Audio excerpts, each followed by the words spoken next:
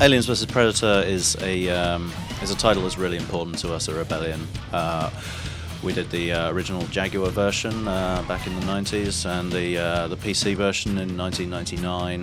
For me and so many of my colleagues, it's an obsession. You know, it's a geeky obsession with aliens and predators ever since we first saw the movies growing up, and the idea of bringing them together in a game is just, it's heaven, really. The key thing about Aliens vs Predator is that it's built on 3 different perspectives: that of the colonial marine, that of the alien, and that of the predator.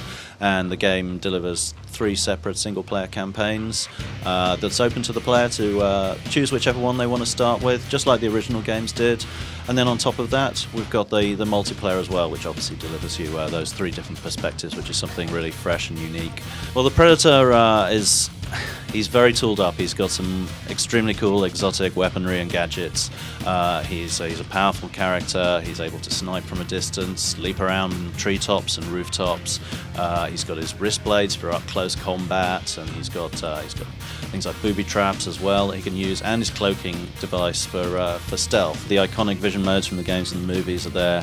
They're very present. You've got your thermal vision mode for spotting the Marines in the darkness and the dense jungle, and the alien vision mode for spotting the aliens in the darkness as well. Well, the Marine, he does seem like he gets a bit of a rough deal with these intergalactic alien serial killers after him all over the place. But he's armored up. He's got some pretty awesome firepower as well. The other species, they don't have the rapid fire ranged weaponry like the pulse rifle. That's that iconic weapon that is actually probably a most effective weapon for taking down aliens. And but it's up to the Marine to keep his wits about him, use his motion tracker, spotting things in the darkness, and nailing his targets at a distance, because the last thing you need is a face full of acid blood from an alien. It's not nice.